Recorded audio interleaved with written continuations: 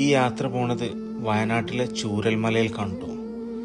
കഴിഞ്ഞ വർഷം, അതായത് 2024 ജൂലൈ 30, നമ്മൾ ആരും തന്നെ ഓർക്കാൻ ഇഷ്ടപ്പെടാത്തൊരു തീയതിയാണത്.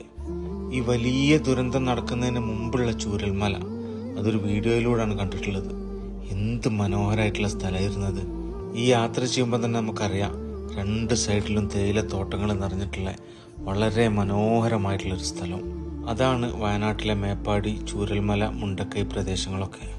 കേരളത്തിൽ എടുത്തു പറയാൻ പറ്റിയ അതിസുന്ദരമായിട്ടുള്ള സ്ഥലങ്ങളിലൊന്ന് വയനാട്. അങ്ങനെ മേപ്പാടി എത്തി. മേപ്പാടി ജൂലൈ 30 റെസ്റ്റോറൻറ്റ്, നമ്മൾ ആരെ മനസ്സൊന്നും പോകാത്തൊരു റെസ്റ്റോറൻ്റാണത്. ഓർമ്മല്ലേ ഇതാരതാന്നുള്ളത്?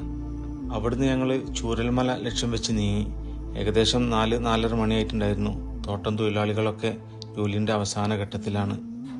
അങ്ങനെ ചൂരൽമല അങ്ങാടിയിലെത്തി. ചൂരൽമല അങ്ങാടിയിൽ നിന്ന് മുകളിലേക്ക് പോകണമെങ്കിൽ, ശരിക്കും പാലം കടന്ന് പോകണമെങ്കിൽ ഇതിന് പ്രത്യേകമായിട്ടുള്ള പെർമിഷൻ വേണം. അവിടെ താമസിക്കുന്ന ആളുകൾക്ക്, അവിടെ ജോലി ചെയ്യുന്ന ആളുകൾക്ക് അവിടേക്ക് പോകാൻ പറ്റുള്ളൂ. അങ്ങനെ അങ്ങാടി തന്നെ കണ്ട ഒരു കാഴ്ച എന്ന് പറഞ്ഞാൽ, 100 കണക്കിന് ആളുകൾ അവിടുന്ന് കാണാതായതും മരണപ്പെട്ടതുമായിട്ടുള്ള അവരെ ഫോട്ടോ ആണ്. പ്രായമുള്ളവരും സ്ത്രീകളും കുട്ടികളും എല്ലാവരും ഉണ്ടായിരുന്നു. അല്ലാതൊരു മനസ്സിനെ വേദനിപ്പിക്കുന്ന ഒരു കാഴ്ചയാണത്. അതിൻ്റെ മുകളിൽ പ്രവർത്തിക്കുന്ന ട്രീ വാലി റിസോർട്ടിൻ്റെ ജീപ്പായിരുന്നു ഞങ്ങളെ കൊണ്ടുപോകാൻ വേണ്ടി വന്നത്. അങ്ങനെ അതിലൂടെ നമുക്കറിയാം, ഈ പാലം നമുക്കെല്ലാവർക്കും വലിയ പരിചയമുള്ളൊരു പാലം തന്നെയാണ്. നമ്മൾ കണ്ടതാണ് അന്ന് നമ്മുടെ പട്ടാളത്തിൻ്റെ ദ്രുതഗതിയിൽ ഈ ഒരു പാലം പണിഞ്ഞതൊക്കെ. ആ പാലത്തിലൂടെ ഞങ്ങൾ മെല്ലെ അക്കരയ്ക്ക് നീങ്ങി. ഒരുപാട് ആളുകൾ അവിടെ കാണാൻ വരുന്നവരും അല്ലാതെയൊക്കെ ഉണ്ട്. പെർമിഷൻ എടുത്തിട്ട് പോകുന്നവരും, മുകളിൽ അവരെ താമസിക്കുന്നവരൊക്കെ ഉണ്ട്. അവിടുത്തെ ജോലിക്കാരുണ്ട്, എല്ലാം ഉണ്ട്. ഈ പാലം ഇങ്ങനെ കടക്കുന്ന സമയത്തൊക്കെ ഓർമ്മ വരുന്നത് അന്നത്തെ കാഴ്ചകളാണ്.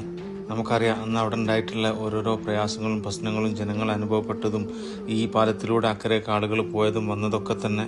ഞങ്ങൾ സുഹൃത്തുക്കൾ 3 ആളാണ് ഇവിടുന്ന് പോയിട്ടുണ്ടായിരുന്നത്. ഒന്ന് ബഷീർ, അതുപോലെ തന്നെ സലാം അന്നത്തെ ഈ ഒരു ദൗത്യത്തിലൊക്കെ പങ്കെടുത്ത ഒരാളും കൂടിയാണ്. ഒരു ആംബുലൻസിൻ്റെ ഡ്രൈവർ ആയതുകൊണ്ട് തന്നെ അന്ന് തന്നെ അവിടെ എത്തി അതിന് വേണ്ട കാര്യങ്ങളിലൊക്കെ ഇടപെടുകയും കഴിവിൻ്റെ പരമാവധി അതിലേക്ക് സഹകരിക്കുകയും സഹായിക്കുകയൊക്കെ ചെയ്തിട്ടുള്ള ആളാണ്.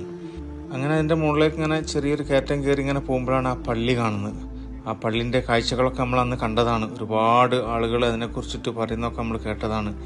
ഈ ഒരു അങ്ങാടി വലിയ സജീവമായിട്ട് എന്നും ഉണ്ടാകുന്ന ഒരു അങ്ങാടിയായിരുന്നു പോലെ. ഒരുപാട് കടകളും കാര്യങ്ങളൊക്കെ 2 സൈഡിലുണ്ടായിരുന്നു. പക്ഷെ അതൊന്നും ഇപ്പല്ല. എനിക്ക് ആ പള്ളി കണ്ടപ്പോൾ അതിൻ്റെ ഉള്ളിലൊക്കെ ഒന്ന് കാണണം, കയറി കാണണം എന്നൊരാഗ്രഹം തോന്നി. അങ്ങനെ വണ്ടി അവിടെ നിർത്തിയിട്ട് അതിൻ്റെ ഉള്ളിലേക്കൊക്കെ പോയപ്പോൾ സത്യത്തിൽ ഒരു അപകടാവസ്ഥയിൽ തന്നെയാണ്. പല ഭാഗങ്ങളും പൊളിഞ്ഞു വീഴാനായി നിൽക്കുന്ന അവസ്ഥ തന്നെയാണ്. എന്നിരുന്നാലും ഞാനിങ്ങനെ അതിൻ്റെ മുകളിലേക്ക് കയറിയിട്ട് ആ കാഴ്ചകളൊക്കെ അങ്ങനെ കണ്ട്. അതാണ് ആ താഴെ ഭാഗത്തേക്കാണ് വെള്ളം, കല്ലും ചളിയെല്ലാം ഒലിച്ചു പോയത്. കണ്ടില്ലേ ഈ ഒരു പാറക്കല്ല്. ഈ പാറക്കല്ല് ആ വെള്ളം ഒലിച്ചു വരുമ്പോൾ, ചളിയും മണ്ണൊക്കെ ഒലിച്ചു വരുമ്പോൾ അവിടുന്ന് തെറിച്ച് ഈ സൈഡിലേക്ക് കൊണ്ട് കയറിയതാണ്. കണ്ടോ, ആ മുകൾ ഭാഗത്തു നിന്നാണ് ഇത് പൊട്ടിയിട്ട് ഒലിച്ചു വന്നത്. ഒരു കാറ് കണ്ടില്ലേ താഴെ വന്ന് കിടക്കുന്നത്? ആരുതാ കാറെന്ന് ആർക്കറിയാം. ആ പള്ളിൻ്റെ ഉള്ളിലേക്ക് അങ്ങോട്ട് കയറിയപ്പോൾ ഒരുപാട് ചിന്തകളാണ് മനസ്സിലേക്ക് വന്നിട്ടുള്ളത്. ആ മെമ്പറിൻ്റെ ഒക്കെ ഒരു കോലം കണ്ടില്ലേ? എല്ലാം ആ ഭാഗം ഒന്നായിട്ട് അടിച്ച് പൊളിഞ്ഞു പോയി. പിന്നെ ഉള്ളിലേക്കുള്ള കാഴ്ചകൾ എന്ന് പറഞ്ഞിട്ടാണെങ്കിൽ ചളികളൊക്കെ ഉള്ളിലേക്ക് എത്തിയിട്ടുണ്ട്. ഇതാ നിസ്കാരത്തിൻ്റെ ഭാഗങ്ങളാണ് ഇതൊക്കെ. അത് കഴിഞ്ഞ ഉള്ളിൽ ഹൗദിൻ്റെ ഭാഗമാണിത്. ഹൗദൊക്കെ അതങ്ങനെ കിടക്കുന്നുണ്ട്. മൂലയിൽ അതാക്കണ എന്തോ വാടക കൊടുക്കുന്ന ചെമ്പുകളോ എന്തോ ആയിരിക്കും, അതെല്ലാം കൂടി ഇതാ നാശമായി കിടക്കുന്നുണ്ട്.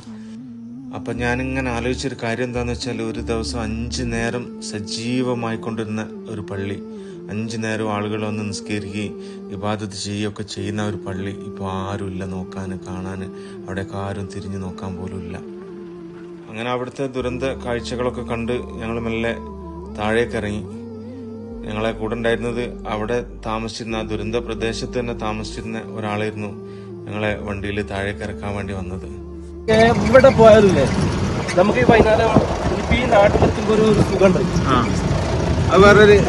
കാരണം ഇവിടുത്തെ ഒരു ഫ്രഷ് എയറും. ആ വലിയ ദുരന്തത്തിൽ തൻ്റെ പ്രിയപ്പെട്ട ഒരുപാട് ആളുകളെ നഷ്ടപ്പെട്ടിട്ടുള്ള ഒരാളാണ് അയാൾ. ഇതൊക്കെ അവിടുത്തെ തോട്ടം തൊഴിലാളികൾ താമസിച്ചിരുന്ന സ്ഥലങ്ങളാണ്. ഇവിടെ ഒന്നും ആരുമില്ലപ്പോൾ. പിന്നെ ഞങ്ങൾ പോയത് മേപ്പാടി ഗ്രാമപഞ്ചായത്ത് ഹൃദയഭൂമിയിലേക്കാണ്. വല്ലാത്തൊരു കാഴ്ചയാണ് അവിടെ. ഇതുപോലുള്ള ഒരു സ്ഥലം നമ്മൾ ഈ ഭൂമിയിൽ വേറെ ഉണ്ടോ എന്നുള്ള സംശയമാണ്. അങ്ങനെയുള്ള സ്ഥലത്താണ് ഞാനിപ്പോൾ ഉള്ളത്. നമ്മളെ വയനാട് മുണ്ടക്കൈ ദുരന്തത്തിൽ മരണപ്പെട്ടിട്ടുള്ള നാനാ മതസ്ഥരായിട്ടുള്ള ആളുകളെ മറവ് ചെയ്തിട്ടുള്ള ഈ ഒരു സ്ഥലം. ഇവിടെ വന്നാൽ ഈ കാഴ്ചകളൊക്കെ കണ്ടാൽ,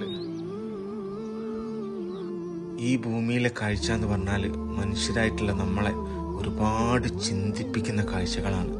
കാരണം ഹിന്ദുവും മുസ്ലിമും ക്രിസ്ത്യനും ആണും പെണ്ണും പണമുള്ളവനും ഇല്ലാത്തവനും എല്ലാവരും, കുട്ടികളും എല്ലാവരെയും, അവരെ ശരീരം മുഴുവനായിട്ടുള്ളവരുണ്ട്, പകുതിയായിട്ടുള്ളവരുണ്ട്, ചെറിയ ചെറിയ ഭാഗങ്ങളായിട്ടുള്ളവരുണ്ട്, എല്ലാം അതാ ഈ ഒരു ഭൂമിയിൽ അടക്കിയിട്ട് പടച്ചോൻ നമ്മൊക്കെ കാണാൻ വേണ്ടിയിട്ട്, കണ്ട് പഠിക്കാൻ വേണ്ടിയിട്ട് ഇതൊക്കെ ഒരുക്കി തന്നതാണോ എന്ന് തോന്നിപ്പോവും. അത്തരത്തിലുള്ള ഒരു ഭൂമിയാണ് ഹൃദയഭൂമി എന്ന് പറഞ്ഞത്. ഇതുപോലൊരു ഹൃദയഭൂമി നമ്മളെ ഈ ലോകത്ത് മറ്റെവിടെങ്കിലും ഉണ്ടാവുമെന്ന് ഞാനൊന്ന് ഓർത്തുപോയി. കാരണം ഓരോരുത്തരും അവരവരെ വേണ്ടപ്പെട്ടവരെ മറവ് ചെയ്ത സ്ഥലങ്ങൾ വന്നിട്ട് പറ്റുന്ന രീതിയിലൊക്കെ അവർ പരിപാലിച്ചു പോകുന്നുണ്ട് ഇപ്പോഴും. ഈ കാഴ്ചകളൊന്നും നമുക്ക് കണ്ണ് നിറഞ്ഞിട്ടല്ലാതെ നമുക്ക് കാണാൻ കഴിയൂല. 3 സഹോദരങ്ങൾ, അവർ 3 ഇതിലാണ് കിടക്കുന്നത്. അവരെ വളരെ പ്രിയപ്പെട്ടവരാരോ അവർക്ക് വേണ്ടിയിട്ടുള്ള കളിപ്പാട്ടങ്ങളൊക്കെ അത് അതിൻ്റെ മുകളിൽ കൊണ്ടുപോയി വെച്ചിട്ടുണ്ട്. അതുപോലത്തെ ഒരുപാട് ഹൃദയം നുറുങ്ങുന്ന കാഴ്ചകൾ മാത്രമേ അവിടെ ഉള്ളൂ. ഹിന്ദുവും മുസ്ലിമും ക്രിസ്ത്യനും ജാതിയും മതവും പറഞ്ഞ് അടികൂടുന്ന ഈ ഒരു കാലഘട്ടത്തിൽ രാമനും റഹ്മാനും തോമസും ഒക്കെ ഒരു പറമ്പിൽ അപ്പുറത്തും ഇപ്പുറത്തും ഇങ്ങനെ അന്തി ഉറങ്ങുന്ന ഒരു കാഴ്ച, ഇതൊക്കെ നമ്മളെ ജീവിതത്തിൽ വലിയൊരു പാഠം നമുക്ക് കാണിച്ചു തരുന്നുണ്ടെങ്കിലും തൽക്കാലം നമ്മളൊക്കെ അത് ഓർക്കും, പിന്നെ നമ്മളൊക്കെ മറക്കൂലേ. അതല്ലേ കഴിഞ്ഞ കാലങ്ങളിലൊക്കെ നമ്മൾ കണ്ടത് അല്ലേ. ഈ കാഴ്ചകളൊക്കെ കണ്ടിങ്ങനെ തിരിച്ച് താഴേക്ക് ഇറങ്ങുന്ന സമയത്ത് എൻ്റെ മനസ്സിലേക്ക് വന്ന ചിന്തകൾ എന്താണെന്ന് വെച്ചാൽ, നമ്മളൊക്കെ മാതാപിതാക്കൾ അല്ലെങ്കിൽ അവരെ ഉപ്പമാർ ഉണ്ടാക്കിയിട്ടുള്ള സ്വത്തുക്കൾ, അതിനു വേണ്ടിയിട്ട് ഇപ്പോഴും അടികൂടുന്ന എത്ര മക്കളുണ്ട്, എത്ര കുടുംബങ്ങളുണ്ട്. നമ്മളുണ്ടാക്കിയ സ്വത്തോ മുതലൊന്നുമല്ല, ആരോ ഉണ്ടാക്കിയ മുതൽ ഊരി വെക്കുന്നതിന് വേണ്ടിയിട്ട് കച്ചറ കൂടി അടിയും പിടിയും കുത്തും വെട്ടും കൊലപാതകവും നടക്കുന്ന നമ്മളെ ഈ നാട്ടിൽ അയൽവാസികൾ തമ്മിൽ ഒരിത്തിരി ഭൂമിക്ക് വേണ്ടിയിട്ട് സ്വന്തം ഭൂമിയുടെ അടുത്ത് നിന്ന് കുറച്ചും കൂടി അങ്ങോട്ട് കെട്ടിയെടുത്തിട്ട് അവൻ്റേത് കുറച്ചൊരിത്തിരി ഭൂമി ഇങ്ങോട്ട് പിടിച്ചെടുക്കുന്ന എത്ര കാഴ്ചകൾ നമുക്ക് ചുറ്റും ഇപ്പോഴും നടക്കുന്നുണ്ട്. അവരൊക്കെ ഇതൊക്കെ ഒന്ന് കാണണം. ലക്ഷക്കണക്കിന് ഉറുപ്പ്യ മുടക്കിയിട്ട് വീടുകളും സമ്പാദ്യങ്ങളും ഉണ്ടാക്കിയത് എല്ലാം ഒരു നിമിഷം, ഒരൊറ്റ മണിക്കൂർ കൊണ്ട് എല്ലാം ദരിദ്രനായി മാറിയ ഒരുപാട് ആളുകളെ കാഴ്ചകളാണ് നമുക്കിവിടെ കാണാൻ കഴിയുക. ഇത്രയേ ഉള്ളൂ ഭൂമി, ഇത്രയേ ഉള്ളൂ നമ്മളെ ജീവിതം എന്നൊക്കെ പറഞ്ഞാൽ നമ്മളെല്ലാവരും മനസ്സിലാക്കേണ്ട ഒരു കാര്യമാണത്. ഈ അങ്ങാടിൻ്റെ ഒരു പഴയ വീഡിയോ നിങ്ങളൊക്കെ കണ്ടിട്ടുണ്ടാവും. എന്ത് സജീവമായിട്ടുള്ളൊരു അങ്ങാടിയായിരുന്നു അല്ലേ. വൈകുന്നേരങ്ങളൊക്കെ ആയി കഴിഞ്ഞിട്ടാണെങ്കിൽ ആളും ബഹളും, പണി കഴിഞ്ഞ് വരുന്നവരും പോകുന്നവരും, വണ്ടിയും കച്ചവടക്കാരും സാധനങ്ങളൊക്കെ വാങ്ങി വീട്ടിലേക്ക് പോകുന്നവരും, അമ്പലവും പള്ളിയും എന്തൊക്കെ ഉണ്ടായിരുന്ന ഒരു അങ്ങാടിയാണിപ്പോൾ. ഇപ്പോൾ അവിടെ ആകെ 2-3 കടകളുണ്ട്, വളരെ കുറഞ്ഞ ആളുകളുണ്ട്, ലൈറ്റും വെളിച്ചമൊന്നുമില്ല. കുറച്ച് ആളുകൾ അവിടെയും ഇവിടെ ഓട്ടോറിക്ഷക്കാരുമായിട്ട് മാത്രം അവിടെ ഉണ്ട് ഇപ്പോൾ. കണ്ടില്ലേ, ഇതൊക്കെ എന്ത് സജീവമായിട്ടുണ്ടായിരുന്ന കടകളാണ്. നമ്മളൊക്കെ വലിയ അഹങ്കാരത്തോടു കൂടി പറയുന്ന നമ്മളെ സ്വത്തും മുതലും സൗന്ദര്യവും ആരോഗ്യമൊക്കെ നഷ്ടപ്പെടാനും മാറി മറിയാനും സെക്കൻഡുകൾ മതി. പ്രിയപ്പെട്ടവരെ, സ്വത്തും മുതലും മാത്രമല്ല ജീവിതം. സ്വത്തിൻ്റെയും മുതലിൻ്റെയും പേരിൽ മാത്രം അടിയും പിടിയും കച്ചറയായിട്ട് പിണങ്ങി നിൽക്കുന്ന എത്ര ആളുകൾ നമുക്ക് ചുറ്റുമുണ്ട്. നമ്മളെ കുടുംബത്തിലില്ലേ ഒരുപാട് ആളുകളില്ലേ.